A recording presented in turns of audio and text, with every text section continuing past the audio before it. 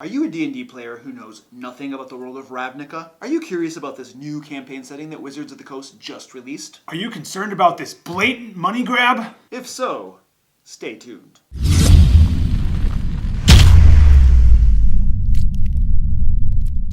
Hey, Lugard here. I have been a Dungeon Master since high school, and I create weekly D&D videos with information and resources to help Dungeon Masters run awesome games. Hey, John James here. I've been a Dungeon Master since high school and a Magic player since middle school. And I have opinions. Lots of opinions. Today, we're going to be giving an overview of the Magic the Gathering multiverse and the plane of Ravnica. So, Luke, tell us everything you know about the Magic the Gathering multiverse and the plane of Ravnica. Well, yeah, that's why you're here. Okay, so basically what we're going to be doing for this introduction to Ravnica, this is actually going to be a two-part video series. In this first video, we're simply going to be giving you an overview of the world of Ravnica, Magic the Gathering multiverse, and all that kind of good stuff. And then in the second video, which will probably be coming out the week after this video does, we're going to be doing a review of the new campaign setting, Guildmaster's Guide to Ravnica. So you can look for that video next week. This week, we're just going to give you an overview, and the whole purpose of this overview is, for instance, you might be a D&D player who has not played, hasn't played Magic, doesn't know anything about Ravnica, right? And so the whole idea of this is that somebody who is thinking about picking up Ravnica might be getting into it. So that's kind of like what we're going to be doing here this week and next week, just so you guys all kind of know what's going on here. So there you go. And so John, my friend John here, like we said in our little intro thing, he is actually a Magic player. I have never played Magic before at all, and so I thought I would bring in like a self-purported expert. Oh, I didn't say expert. I said player. Oh, a player. Okay. How long have you been playing Magic? 20 years. 20 years. Okay, so that's not an expert at this point? I mean, it wasn't like expert level playing. It's like 20 years of casual, chill playing in the basement kind of stuff. Okay, cool. But so I haven't never played Magic before, so he's going to be 20 years better than you. But. Yeah, 20 years is definitely better than me. So I got nothing going on. I know nothing. All I know about Magic is I come to game shops like this one and I see people playing it and I'm like, I have no idea what they're doing. We'll get you in soon. Don't worry. All right, cool. That's cool. All right, so we have like a little schedule type thing, some basic points to hit on. Would you just give us a rundown, an overview of the different things we're going to talk about today? Yeah, I'd like to spend a little time talking about the game of Magic the Gathering and the multiverse that it exists within it, some of the characters that are in it, and then the mechanics and how those affect the universe and the world building. And then I'll talk about the plane of Ravnica specifically, which obviously this book is about. And then I'm going to, at the end, kind of hit on how Wizards took the approach of converting a Magic the Gathering plane into a D&D setting book. All right. We got things like the Planeswalkers we're going to talk about. I think you're going to talk about the color pie, right? Yeah. Yeah, okay. That's kind of a mechanical thing. Okay, cool. Interesting. And then, sweet. Sounds good. All right, cool. Let's hit the first one then. Magic the Gathering. Like, what the heck is it? So I've been playing it for 20 years, so obviously it's older than that. We covered that. So it's actually celebrating its 25th anniversary this year. So what what was the original date? Yeah, the date. I don't know the date. I said I was not an expert. Okay, alright, wait, whatever. Okay, so 25 years. Yeah, I was a child. But yeah, I've been playing for 20 years. It came out 25 years ago. It was the first collectible card game. So it's kind of a whole genre now. It's got digital knockoffs or digital versions of collectible card games now. It's a whole genre in its own right. So it was kind of the first thing that took the trading card, baseball card approach to gameplay. So you buy cards, the randomized boosters. So it kind of innovated that, took off from there, and it kind of focuses on this, what they call a multiverse. It's a whole bunch of different planes, they call them, which are kind of different planets, but they're kind of implied to be not in the same reality. And so it sounds similar to the D&D thing, where I have like the prime material plane, and then I might have like the elemental plane of fire, or something. I might have like Elysium or something like that. Is it a similar type of thing? Yeah, the concept of planes is similar, but rather than being kind of all layered in one existence, and like very focused on a theme or material, they have, the elemental plane of fire is all fiery, and the celestial realm is all holy and good and whatnot. the multiverse in Magic is more like different material planes. Each one is its own setting, and they usually have kind of a thematic focus that ties them together. So it's kind of like you might have like Eberron and Greyhawk and Forgotten Realms, and like Dark Sun and Ravnica. Okay, all right, cool. So we're talking more like that thing. How many planes are there in the Magic the Gathering multiverse? There's implied to be kind of infinite, small infinite. There's different brands of infinite. Oh, fair enough. But yeah, we've visited. Oh, I don't even know the number actually. Over 20, I would think, planes in Magic history. Right. Okay. Yeah. And now Ravnica is one of those planes, right? Right. Okay. Cool. And so I said visited. What I want to clarify with that is the card game Magic comes out in sets. Every few months, a new set comes out, and in the last 10 or so years, at least, the sets have been focused on a specific plane when they come out. So they kind of take the feel of that plane, usually get involved in the characters and story of that plane. Got it. Yeah. Now, so is the current set that everybody's playing Ravnica then? Yeah, right now is the third trip to Ravnica. Okay. So they debuted it, I should have done some research on this, but 10 or so years. Don't worry, it's just 15, YouTube, like millions of people are going to watch this, no worries. Probably 15 years ago. Let me know in the comments. I'm sure you are going to. Yeah, correct us in the comments. Our expert, if he's wrong, let us know in the comments. Yeah, it came out 15 or so years ago, and then they went back about 7 years ago for the first time, and now they're coming back for the second time. Okay, cool. So they kind of take turns then with the ones they have established that have come out? Yeah, there's some that they only go to once. Okay. Some that they go to and like totally wreck up and you're never going to visit it again. And then there's other ones that they you know, plan to come back to, or based on how well it's received, decide to come back again. Okay, that makes sense. That's cool. All right, so let's talk Planescape. Planeswalkers. What is that? Yeah, okay. So is that kind of like Spelljammer type stuff? I haven't actually played any Spelljammer, but I'm guessing no. Unless the characters in Spelljammer... I've never played Spelljammer either, actually. Well, unless the characters in Spelljammer have like an at-will ability to cast Plane Shift, probably not. Okay, fair enough. Basically, Planeswalkers are the recurring characters of Magic the Gathering, because it moves from multiverse to or from plane to plane within the multiverse. Right. The only way to have consistent characters throughout it is to have those characters be able to move around from plane to plane. So are the players, when they're playing the card game, are they the Planeswalkers then? That's the original concept when the game first came out. I think they've moved away from that a little bit, but officially I think that's still the flavor. Oh, okay. So as a player, when I got my cards in front of me and stuff, I'm like playing a Planeswalker or something. Right, yeah. You visited all these planes, made some friends, summoned some monsters, cast some spells. Okay. Yeah. Destroyed a plane in the process, possibly. Hopefully you're not Urza. Have there been planes that, like, there's like an ongoing story with some of this, right? Yeah. So there are planes that, like you said, they get wrecked. Have there planes that have been, like, destroyed? Yeah, there's a handful of planes that have been completely destroyed, either by... I think one of them was blown up as like a bomb. One of them was merged into another plane. There's ones where the bad guys win. You know, Mirrodin's a famous one where the Phyrexians came and infested the whole plane and took it over.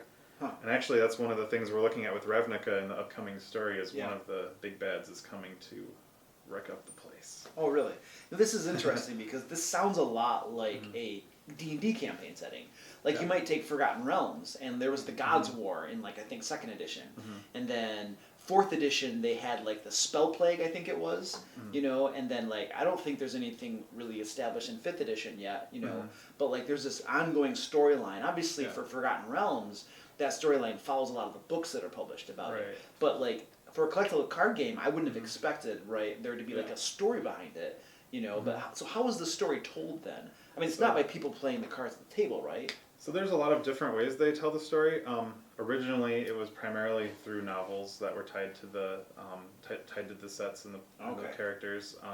There was all kinds of big wars between planeswalkers and everything. Planeswalkers used to be a lot more powerful. They were pretty much godlike levels of power. They could create and destroy planes practically. And when Wizards decided they wanted planeswalkers to be more of a kind of sympathetic level of character, someone you could it's just hard to get in the mind of a god, you know. Yeah.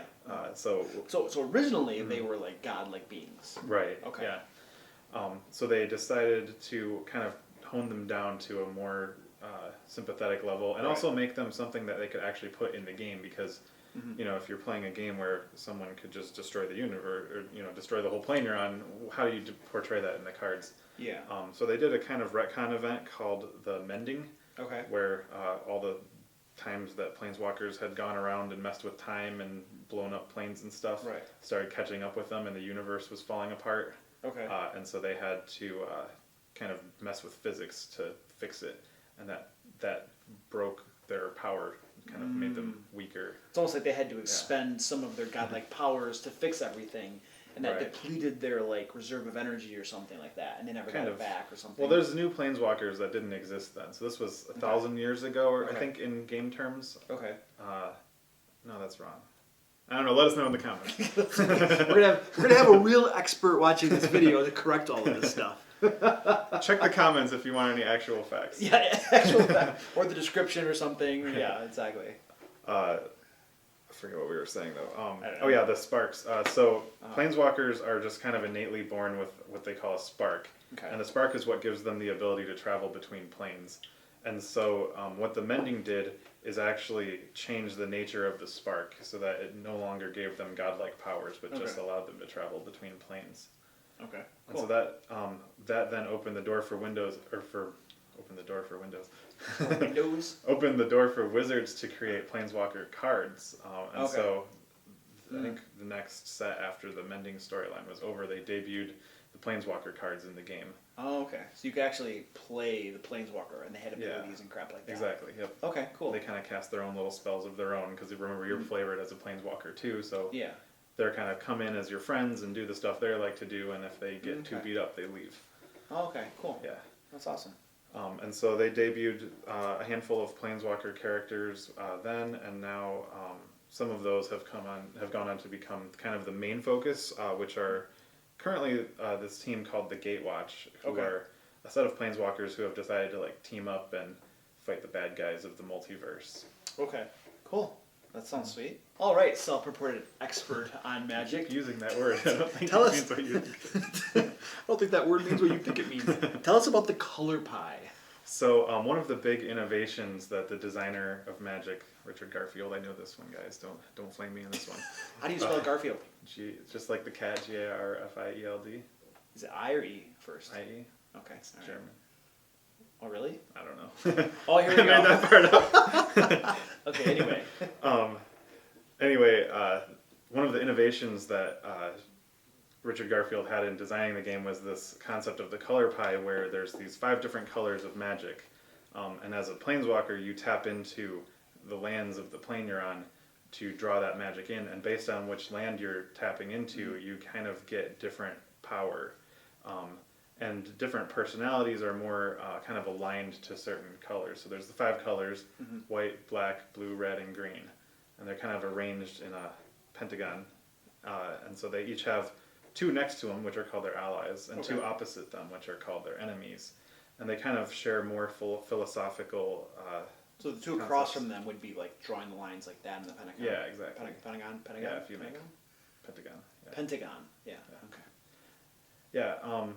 And so there's these 5 colors, and a lot of the gameplay mechanics are based on these 5 colors. Each color has its own defined strengths and weaknesses, which is a powerful tool for balancing the game, so that you can't just throw all the good stuff in one deck. You have to kind of make some sacrifices if you want to spread further. So when somebody's building a deck, he has to like, there's something special about using a balance of those different colors or something? Yeah, you have to have access to lands that produce that color of mana. Okay. So if you put all 5 colors in your deck, you have to have all 5 colors worth of lands available, whereas if you put only 1 color in your deck, you only need 1 kind of land, and so you're much more likely to get the lands that you need based on having fewer colors. Okay, so there are 5 different types of magic, and then players can access those different types of magic. So Planeswalkers can use those different types of magic. They have to reach into the land to get it. So. Exactly, yep. Okay, alright, cool.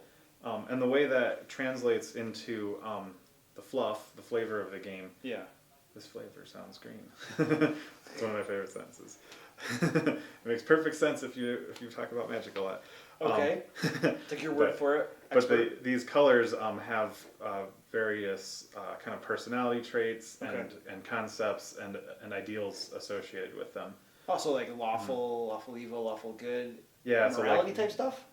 It's not usually as much morality. Okay. So each color can encompass both good and evil. Okay. But they have certain concepts that they gravitate towards, like white is more the color of communalism and order. Okay. Whereas black is the color of ambition and selfishness. So Okay. black can encompass good concepts like capitalism, if you consider that good. Lots of people do. Whereas white can What are you encompass. saying? Communism is good? Whereas white can encompass things like fascism. See how he ignored that? Whereas white can encompass things like fascism and communism, many of which people consider bad. We're gonna get a whole bunch of political commentary in the comments now, and they're like, "Fascist!" Okay. The derail right there. Yeah, that's okay. Okay, keep going. Anyway, so having these 5 colors not only affects the gameplay, but also affects a lot of the lore of the game. So rather than having, the kind of 2 axes that D&D has, good and evil, where there's a well-defined good and evil, it's kind of got more ambiguity on that front, I think, than D&D tends to have. Okay. And it's one of the things that when I heard that this setting book was coming out, I was excited to see how they handled it. Right. Yeah. That's interesting because there's like a different sort of alignment system, so to speak, built into Magic than D&D. So how do they do that crossover? Exactly. Okay. Are we going to talk about that in this video, or is that the next video? Oh yeah, we'll talk about that a little at the end. At the this, end? this Okay. video. Yeah. Cool. Awesome. There you go. That's like a YouTube trick, right? Yeah. You want to like tease something out to get people to watch to the end, so you're catching on quick. Yeah, I wrote this not even knowing that. It's just natural talent. Awesome. All right. Cool. We'll have to have you back on the channel once you become an expert on these things. Might have to wait another 20 years. Oops, sorry. Kick it on the table. Okay, so we talked. Was there anything else in the color pie that we wanted to talk about? That was all I wanted to hit there, but I am going to touch on the color pie again in the next section when we talk about Ravnica. Awesome. So now he's overkilling it. Now you're overkilling it. After these messages from your sponsors. After these quick messages. All right, sweet. So Ravnica in the game. What is that supposed to mean? So Ravnica is one of the planes of the multiverse, as we already mentioned, and it's kind of got a Slavic-inspired flavor to it, kind of Eastern European stuff. You can kind of hear it in the name Ravnica, and if you start flipping through and looking at all the characters, you get stuff like Teysa. Anyway, and it was kind of built around the idea of the color pie, except rather than having just the 5 colors, which they had done a lot before, they decided they wanted to explore the 2 color pairs. So 5 colors, if you put 2 together, you get 10 different combinations. Now they did the other planes they debuted or whatever. They didn't do this. They had done 2 color pairs a couple times before, and they were mostly focused on ally and enemy pairs. So I talked about having them next to each other versus opposite each other. Okay. And so when they came to Ravnica for the first time, they decided they didn't want the allies and enemies thing to be relevant this time. So they intentionally made all 10 equal, whether they were allies or enemies. They were all, kind of on equal ground. Okay. And so that is kind of why there's 10 guilds in Ravnica. And so each guild is built around one of these 2 color pairs, and they kind of design them to be very exemplary of the ideals of those two colors, what they have in common. So the guilds are good then, or well, the guilds, and one of the things that I'll talk about with this book and that I found really interesting is that the guilds have the potential for both good and evil, and they have examples of villains for each guild in this book. So 10 different flavors of villains, if you will. Okay, so the book has some villains built into it for people wanting to run D&D with it then. Yeah. Okay, cool. We're not really reviewing the book. That's the next video. Yeah, we'll talk about that next video. But okay, cool. That's good. Was there anything else we wanted to hit on this topic? Yeah, so this is the 3rd time, as I mentioned, that we've gone to Ravnica, and so that's given us an idea of, what kind of stays the same in the plane and what changes. Okay. So, the first time was the first time we went there, so there was kind of a tabula rasa. You meet the 10 guilds, they're guild leaders, but you don't have much of a sense of how continuous these are. How it's just kind of you just get a snapshot. Okay. But once you have a second and now a third visit, you can kind of draw lines and see what what kind of stuff perpetuates and what kind of stuff changes. And so we've seen the guilds shift a little bit, especially a couple of them, the Simic Guild in particular, and the Rakdos Guild, kind of change in concept over the different sets, whereas a lot of the other ones, especially flavorfully, have stayed very similar. So there's in this ongoing story, there's like some dynamic elements where things are changing. Right. And I imagine things that are happening on the plane of Ravnica are like, causing those changes to come about. Right. Okay. Yeah, exactly. There's usually some conflict between the guilds. The guilds are held together by this magical law called the Guild Pact. That's been around for 10,000 years or whatever, and let me know in the comments. And that's kind of enforces this tense cooperation between them, so that the plane doesn't devolve into chaos, because this is a plane that is covered in city, like edge to edge, or so they assume. Oh, okay. Interesting. So when you go to Ravnica, are the guilds like a big, huge focus of it? The guilds are definitely the primary focus of the plane in the card game for sure.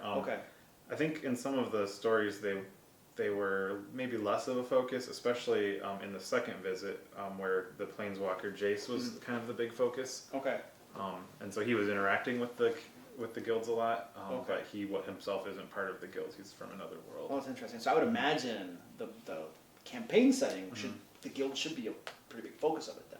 Yeah, exactly. Okay, and we'll talk about that in the next video. Yeah. By the way, I wanted to comment you too. I wanted to compliment you too, because prompting people to comment down below is a really good thing on YouTube, because it increases the algorithm and YouTube promoting your stuff. So the more comments, the better. So these, especially when you get them to flame you, because they love that. Oh yeah, absolutely. And then so the more comments and stuff. So prompting people for comments. Actually, a tactic to get comments is actually to make mistakes in the video, so people will correct you. You're down just below. laying out all my cards here.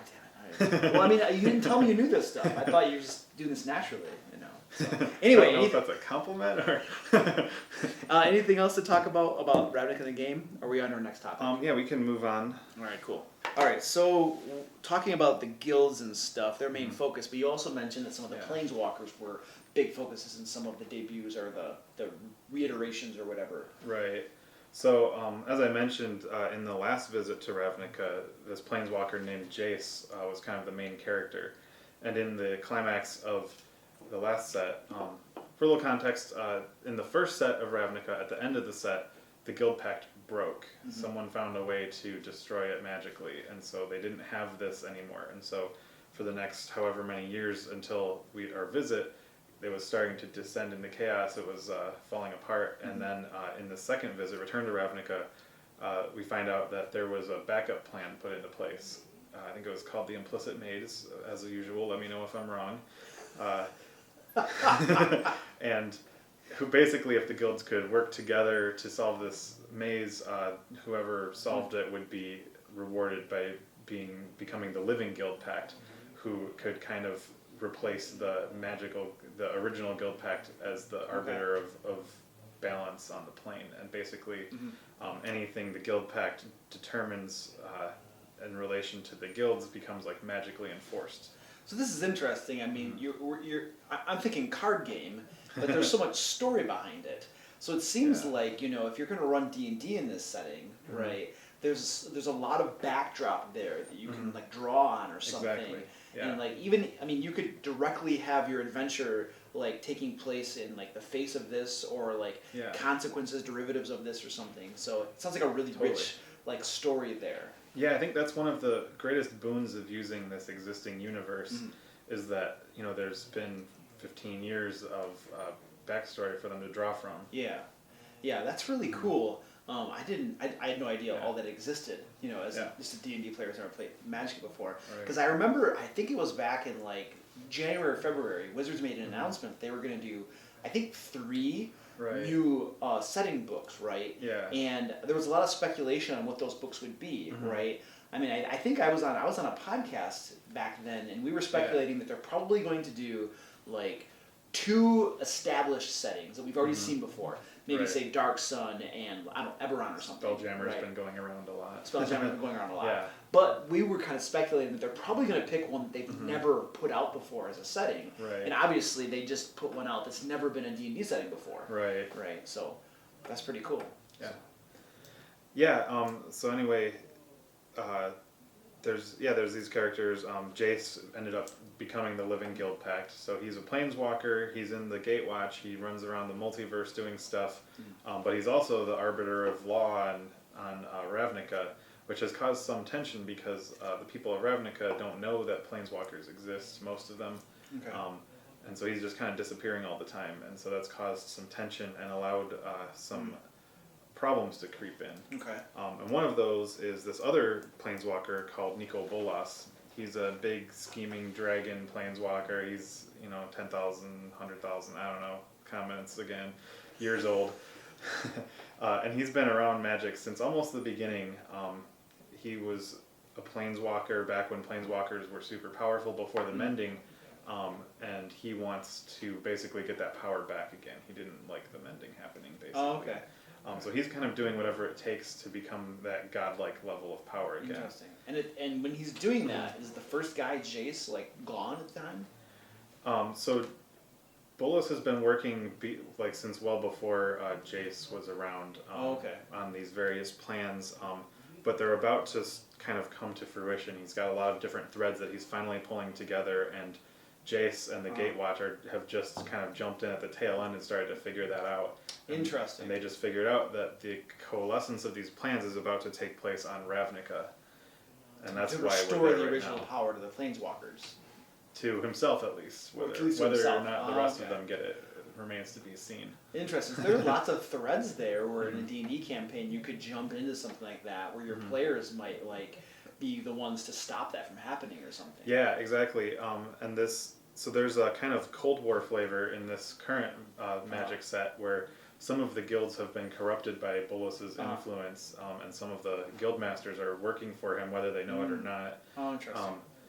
Whereas other guilds don't even know he exists, or just know that something shady is going on but don't really know what it is, and so there's a lot of distrust and stuff peppered throughout the plane right now, and I think we see a lot of that coming into this book.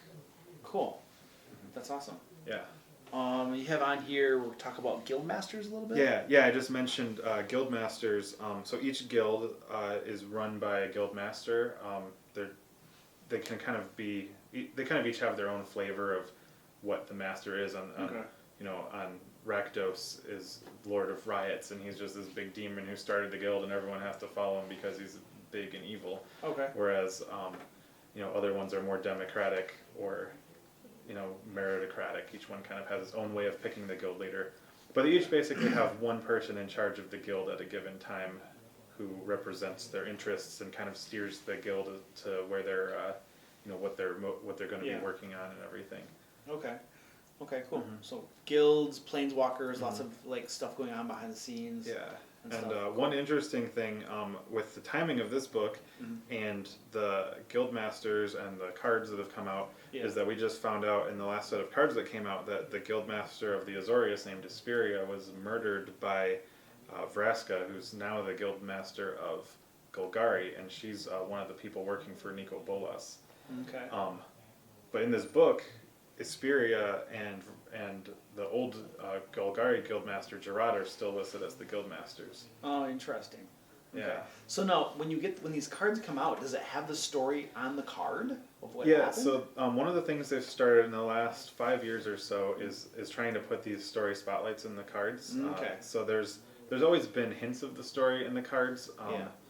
But the primary way of getting the story has been reading the stories, either through the novels or a handful of years ago they started doing online stories. Every week or so they've come out with another section of that online story. Okay. But they've also always tried to fit them into the cards, and so they've started these story spotlight cards where they kind of put a little symbol on it to tell you, this is one of the ones that's kind of setting up the actual plot, so you know what order to read them in. Because when you have, 200 some cards come out, and they say a bunch of them are, tell you stuff about random characters who don't have any consequence, and some of them just kind of give you a general feel for the plane. It's hard to know which ones are trying to convey story or not. Okay, I got you. Now, is it when you're a Magic the Gathering player, do you have to know this story? Does that actually help you play the game? No, it's just basically like flavor. Yeah, it's just there for Okay, fun. so if I don't know the story, I can still play Magic the Gathering. Totally, yeah. Oh, okay, cool. Yeah, well, Alright. there's lots of players who aren't invested in the story at all, but you know, it's kind of one of those things that I think can keep people invested in something when they wouldn't necessarily care about the game as much otherwise. Like, Sure. even when I've gone kind of through deserts of playing, you know, kind of not playing for a year or two, I've still kept up on the story most of the time. Okay, that's interesting. That's cool. Yeah. All right, so I think the next thing that you wanted to talk about is how well they ported over like the Ravnica stuff into D&D. Is that right? Yeah, so I don't want to talk about like a review, like, you know, how good of a job did they do, how useful is it, but just kind of, I wanted to touch on how they brought the flavor of Magic over into D&D. Okay, sure. Just kind of from a observational point of view. Okay. So one of the things I mentioned earlier is the kind of Cold War feel. Yeah. And there's always been a lot of tension between the guilds, but it's kind of ramped up a lot right now in this story. And I think that comes through a lot in this book. They definitely have a lot of tension between the guilds and a lot of, like I mentioned before, they let any guild be the villains. They come up to have tables after tables of how each guild could be the bad guys in your campaign. Okay. They also do mention Jace and his role as the Guild Pact, which I don't know, it'd be hard not to, I guess, because the Guild Pact is a big, it's kind of the only thing that holds it all together. Okay. And so the threat of that falling apart is another source of tension if you don't want to have too much Bolas involvement in your game. And I haven't read the book cover to cover. I've certainly read parts of it, and I haven't seen any mentions of Nico Bolas yet.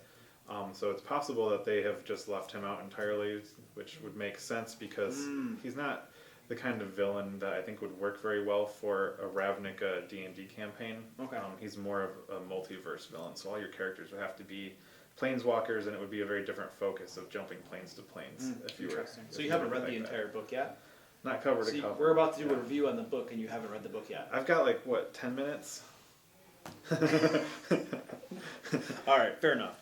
All right, so anything else about porting over? Yeah, I'm a little concerned about how future-proof this book will be based on its place in the story, because it's like so timely right now. As I mentioned, some of the Guildmasters are already dead who are in this book. Right. And so if I want to run, in 10 years when they visit Ravnica a fourth time, I decide I want to run this, what's going to be left versus what's gonna what am I gonna have to rebuild as a dungeon master? Yeah, I mean, you definitely would have to because we have this campaign setting, right? Right. You could run your game based off that campaign setting sure. and the storyline in the book, but the world of Magic might have progressed beyond that. Ravnica might be like a shell of a planet you can't even run anymore. You just have to run your game based on that. Yeah, right? and I think most setting books tend to kind of be a more higher level where, they have the novels in D&D that progress the story, but I don't think they're the level of story that changes the setting books very much. Yeah. I don't think they have a lot of named NPCs usually in the setting books, for example, and the ones they do have are usually like immortal demons or whatever. Okay. Whereas this one, has people who are very immortal, people who are already dead.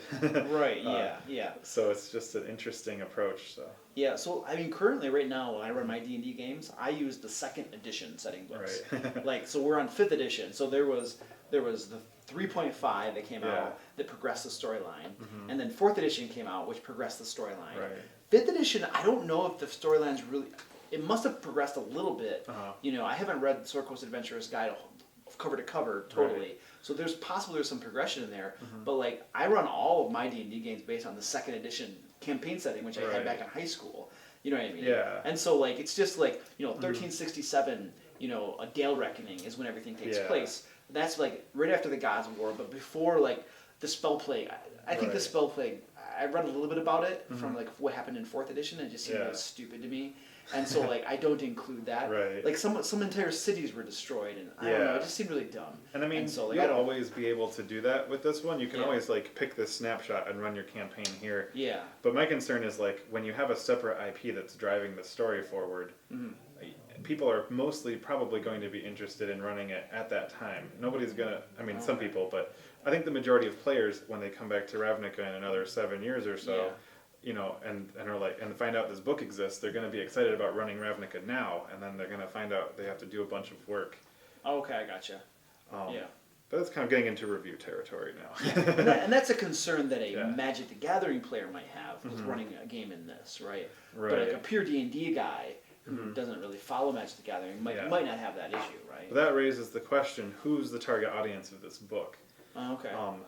And so, you know, there's been a lot of debate on this online since before the book came out. Right. Once it was announced, you know. This is where the whole money grab thing is this a blatant cash grab? Yeah, exactly.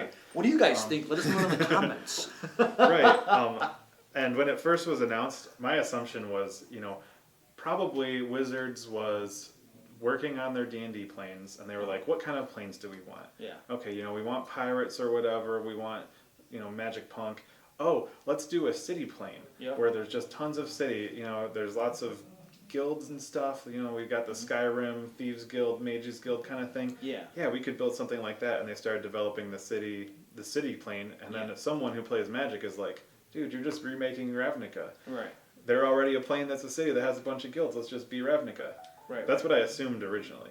After reading the book, I really don't think that's the case anymore. So you assumed initially that they wanted to make sort of a city-based campaign setting for someone who wanted to just run a game in a city, but now it doesn't seem like that's the focus at all. Right. After reading it, I am pretty much confident that this was made to be, let's take the Ravnica universe and create it in D&D for anyone who wants to play Ravnica in D&D, which means the primary audience is actually Magic players. Okay. Obviously, there's nothing wrong with D&D players finding out about the plane and being interested in it. Sure. But I really think based on the way that this was translated over that, you know, it was kind of made to appeal to Magic players first. So it's a way, so it seems like it's probably a tactic or a way to get people who are really hardcore Magic players who have maybe never played D&D before, but they've heard of it. Everybody knows what it is. Right. You can't barely talk to anybody who doesn't know what D&D is. So like Magic players think they know what it is. Right. Wizard costumes with swords? Playing in the sewers and killing people? So a way to get Magic players who have heard of D&D to say, oh, now I'm going to actually take the leap and play it because there's actually a campaign setting for Magic, which I love, and that's a way to kind of get them over there. Exactly. Right. And one thing that that the Magic team has been doing in the last few years is these free PDFs they've been creating called Planeshift, where they kind of, in their free time, people who work for Wizards but are also play D&D and are on the Magic team, created these free PDFs for playing D&D on those planes, and I think they were really successful. I'm running a campaign in 5th edition currently on Ixalan based on one of these. And so they've kind of been ramping them up. I think the first one was Zendikar. As always, let me know in the comments when I'm wrong. But I think that was the first one about 3 years ago. Then they made a few more.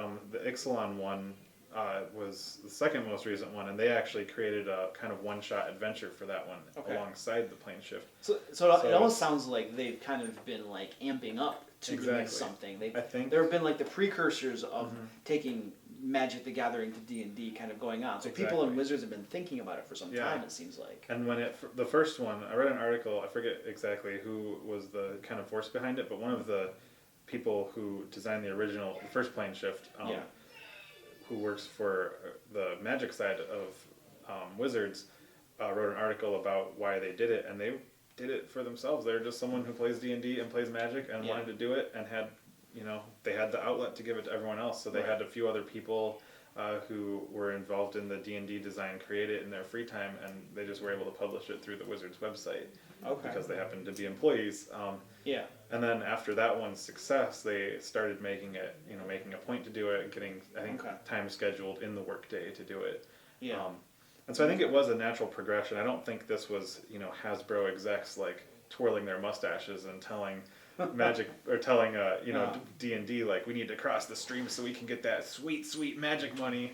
Because they make crap.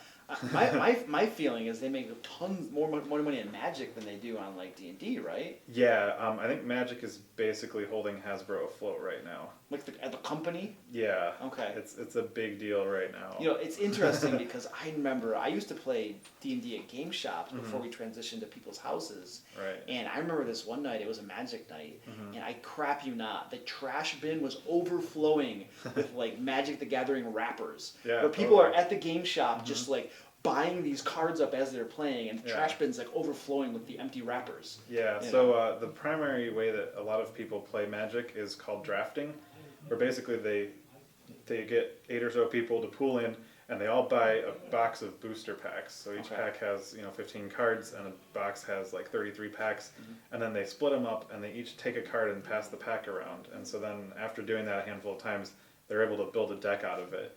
And so a lot of times when you see those like, overflowing with wrappers, that's kind of, there's usually a draft going on. Oh, okay, got it. Oh, that's interesting. So Magic the Gathering is probably keeping Hasbro afloat.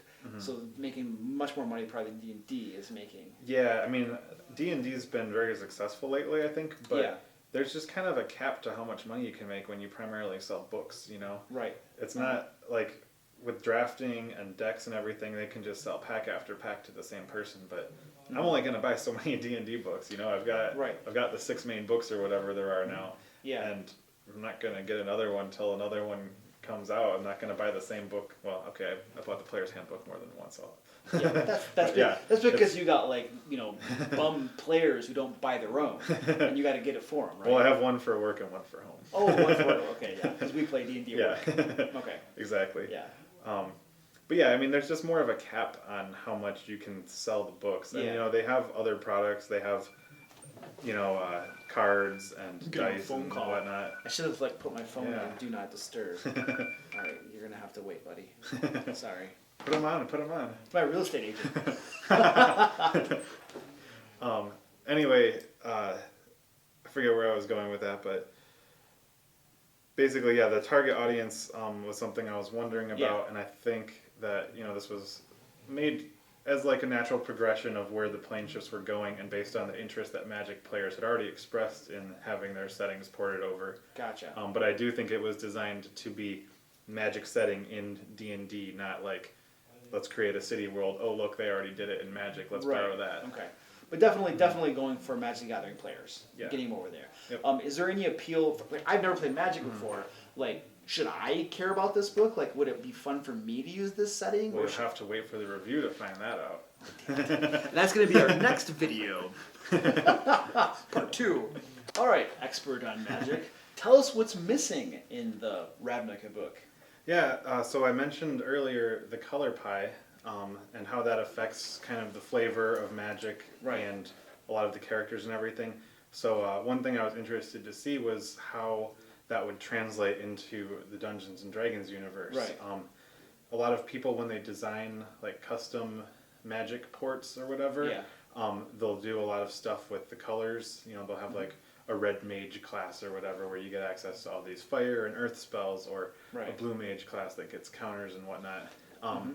So I was interested to see what approach they took on that, especially because of the guilds being so focused on the color pie and just kind of, like I said earlier, being designed to be all the 10 pairs of the color pie. Yeah. And what I found is that they just didn't touch that at all. So the book doesn't mention the color pie at all? No, I don't. It doesn't. Not that I've seen. And I think that's probably a good idea. Again, I was interested to see how they handled it if they did, but I think not doing that was a good call. Do you think that it would have fundamentally changed how spells work or something in D&D? I do, yeah. It's just a very different system of magic than D&D has. Okay. D&D has arcane magic and divine magic. Yeah. Whereas, Magic has these 5 colors of magic, and so a lot of them might be both arcane and divine, and so you just kind of have to tear the whole class system apart to try to make it work under that. And I think it was a better idea to just leave it be. It almost seems like if you have these 5 different, let's call them schools, but different colors, right? you'd almost have to maybe take all of your existing D&D spells, reclassify them or something as the 5 colors, right? And at that point, you're doing tons of work reclassifying them, and you have to ask yourself, what benefit are we getting from this? Exactly. If we're not actually adding something to it to make it more cool or more interesting, then all of the logistical work of doing that has really no benefit. Exactly, yeah. And so I think it was the right call, but again, it's something a lot of people like to try to play around with when they're porting it over, and so just an interesting observation that they opted not to do that. They just decided to let it lie. One thing that they did do that's interesting is they added guild spells. Okay. So I think it kind of maybe touches that a little bit. Okay. Each guild has a list of spells that any character who belongs to that guild who's a spellcaster can have access to. Oh, so it's on your class list, basically. It's considered to be on your class list. Exactly. Or whatever. So you can choose to memorize or learn spells. Right. Oh, okay, cool. And so it's one way that if you really wanted to play like a green-white mage, you could build this character and you could pick the spells that really have that feel to them, even if it's just kind of under the surface. Well, that's an interesting way of doing it. That gives you a little something without having to like redo the entire spell system. Yeah, because honestly, like even with the setting book, I don't want to learn a whole new spell system anyway. I want a setting. Yeah, that's a good point, because at that point you're really messing with the mechanics of the game itself. Exactly. As opposed to just giving people a setting to play in. Right. Okay, that's cool. Yeah. And then it says the Planeswalkers are missing. Right. So I mentioned earlier Jace, the Guild Pact, is a big character here. I mentioned Vraska, who is both a Planeswalker and now a Guildmaster. Yeah. There's another couple Planeswalkers native to Ravnica. Ral Zarek of the Izzet Guild.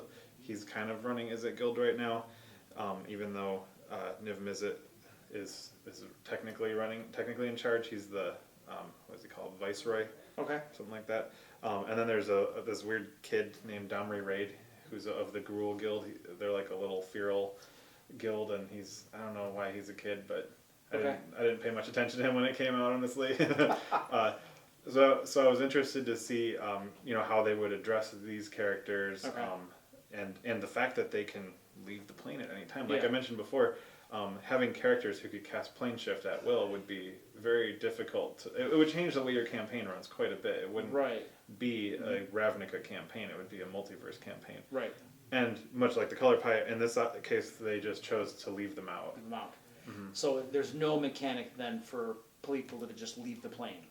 Right. Okay. I mean, I think if you wanted to design Planeswalkers and you wanted to run something like that, it would be pretty easy. Like I said, you give your characters plane shift at will, and they're all Planeswalkers done. But then at that point, you're not running Ravnica anymore because they just went somewhere else. Exactly. Okay. And I think that's why they decided to make that call for this book. Even though Planeswalkers play a big role on Ravnica, it would fundamentally change how the campaign would work in such a way that it would make it very difficult to run any other kind of campaign. Right, and to be honest, as a dungeon master, if I want to do Planeswalkers, I basically just say, okay, everybody, you can use plane shift 3 times a day or at will or something. Totally. And then you just run with it. That's like the easiest. That's like a paragraph in a book. It's not that hard, for me to like make that change. So okay, cool. So just a couple things they left out, but all right. So cool. All right. Any last words about this? Any final thoughts? No. No final thoughts. So at the very beginning, you give this whole thing about you have lots of opinions and stuff, and now you're done. Well, yeah, but I wrote them down. You wrote them down. Please smash that like button if you found this overview helpful. And let us know down in the comments if you think Ravnica sounds like a fun place to play D&D in. If you like this channel, click over here to subscribe. And watch some more fine videos. And until next time, let's play D&D. Magic.